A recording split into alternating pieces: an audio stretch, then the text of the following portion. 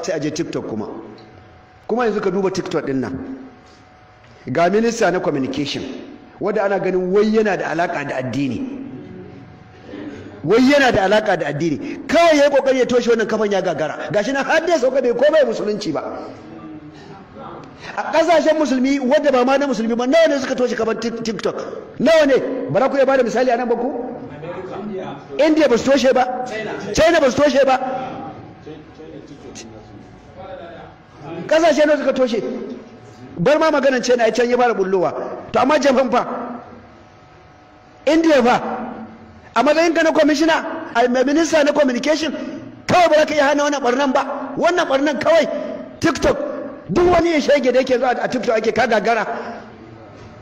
Waɗanda ba san addini sa ce ai an samu minista mai alaka da addini zai gyara addini, me ya gyara? Ga mun da ya gyara na addini tun hawansa, in ba neman kuɗin sa da yake yi ba, neman kuɗin sa yake yi ba wani abin da ya gyara. Ga mun dai Isa Ali aikin da addini, ga mun da ya hawansa a fili wanda ya amfani musulunci. Ga mini na kalubalance ka Isa Ali, ga mun aiki da kai musulunci, banda wahalar da mutane da kai ka zo kai musu ƙaryan cewa wai a'a kamfanonin waya suna ɗebe mutane data. Yanzu ne masu ke ɗebe mutane data, yanzu ne masu ke ɗebe, ka sa su ɗebe me kai?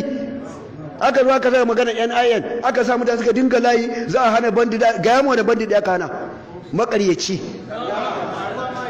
Maƙaryaci TikTok din nan kawai sai Allah ya tambaye ka kai TikTok din nan, tunda ka samu dama kuma daman za ta kubce. Wallahi ka samu dama kuma baka yi amfani da daman ba, wanda ana ganin kaman kana da alaka da addini, ko da ke dama wanda ba san shi bane suke ganin haka. Ai ni na dade na kalubalantar sa, na dade saboda na san shi, yawa na san shi. Saboda ka TikTok din nan cuta ne,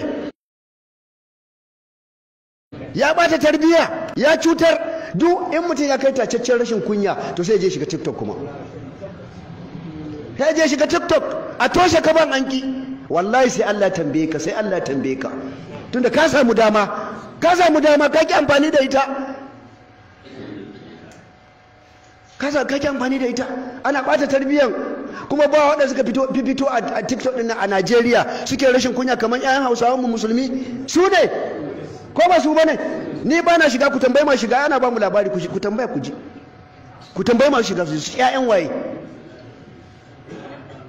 Kuma wannan zage-zagen da suke wa malamai a ciki suke shiga suke zage-zagen, ko ba ciki bane? 'Yan mintuna kaɗan su yi zagi su sauka abinsu. Allah ya sauwaka.